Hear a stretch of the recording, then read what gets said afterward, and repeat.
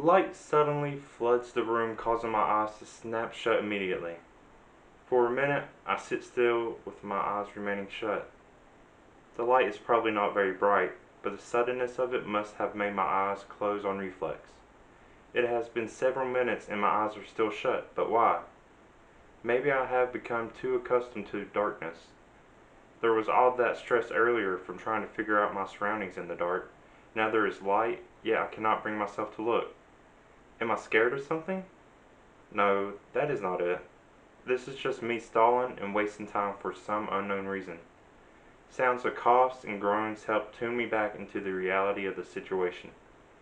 Finally, my eyes begin to pry open enough for light to seep through.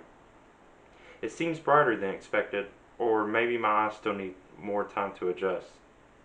Before being able to observe my surroundings, I lock eyes with a woman a couple meters away. She looks about my age, so early 20s most likely. Her long black hair and flawless tan skin makes her quite pretty despite the bland gray jumpsuit she is wearing. We continue staring at each other without saying a word. Eventually I start to feel awkward and I have to look away. It takes a moment of staring mindlessly into my own lap to realize I am also wearing the same gray jumpsuit as the woman. Actually, after peeking around the room, everyone here appears to be wearing the same attire. With more observation, I start to get a sense of the environment. Including myself, there are 12 people evenly spaced out on the floor. The strange part, though, is the vast diversity of age, appearance, and ethnicity. The room we are in is also confusing. There are no windows, doors, or even light fixtures. It is just a plain, solid white cube room, so it is a mystery from where the light is coming from. Groaning from the other people waking up starts filling the room. Everyone stays isolated in the spot they wake up, just like I am, but there is an intense atmosphere brewing throughout the room.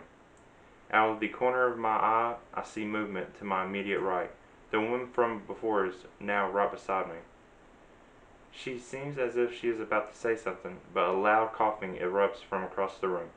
Everyone's attention shoots to a large white man. He is by far the fattest in the room, but it is also clear how much muscle he has sworn. Ugh, the hell is going on? The man roars. He climbs right to his feet and looks around accusingly. He stomps over to the nearest person to him, a lanky, nearly pitch-black young man curled up against the wall. Hey you, get the hell up, he growls while nudging the man on the ground with his bare foot. The black man, starts to crawl away, but the other man jerks him up by the collar. Tell me, the hell we at? After not getting an immediate response, he tosses the man back to the floor. By this point, everyone is awake from the small commotion the man caused and are closing in around him. Actually, only myself and the woman next to me are staying behind. Excuse me, a shaky voice comes among the middle of everyone. A frail-looking old woman with particularly translucent skin and curly white hair struggles to stand.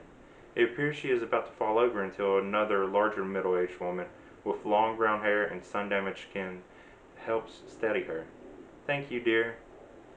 Now listen, everyone. We are all confused and maybe even a little scared. The old woman's voice is still shaky, but has a tone that makes it clear she knows how to handle this situation. I stand to get closer but stumble a little bit. The woman beside me instantly gives me support. That is weird. I am a little dizzy now. Did I stand up too fast? I'm about to thank the woman, but now she has her hand on her head. What is wrong with her now? Does she also feel dizzy? We help each other to join the rest of the crowd. Whatever else the old woman said, I missed, but now she is on the ground with the other larger woman kneeling down beside her. Sorry about this. I seem to be somewhat lightheaded, the old woman says from the floor. Now, sir, I was just about to ask your name. The hell you need to know my name for? The large man says. We are all strangers, so we can at least introduce ourselves. The old woman struggles to look up. That hell doesn't matter. Just call me Tang. You don't need to know my real name. The large man seems to be turning red as he talks. Like I said, the hell doesn't matter. He suddenly hits the walls with the side of his fist. Everyone's attention is on him now, or it would be if most people here did not seem to be in distraught. Fine, We do not need real names yet. The old woman's earlier tone is fading.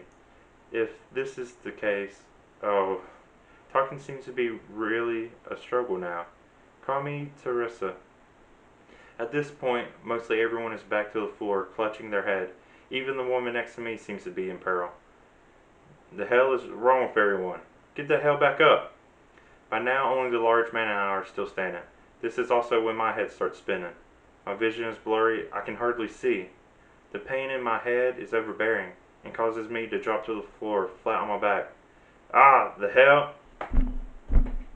I force myself onto my side just in time to hardly make out the blurry large man slide down the wall to sit on the ground. Both of his hands are directly covering his eyes. The hell's with this blinding light? The light. That is it. My eyes feel like they are pressing directly up against a bright light bulb. Even with my eyes shut tight and my hands covering them, it is like the light is still flooding in. Somehow, the light becomes brighter and brighter without anyone noticing until it was too late. This excruciating pain in my head makes it impossible to do anything anymore. The only thing I can make out are the agonizing groans of everyone. This light is torture. My senses begin to go numb. My mind is at its limit. The last sounds fade to nothing. All there is now is a faint buzzing.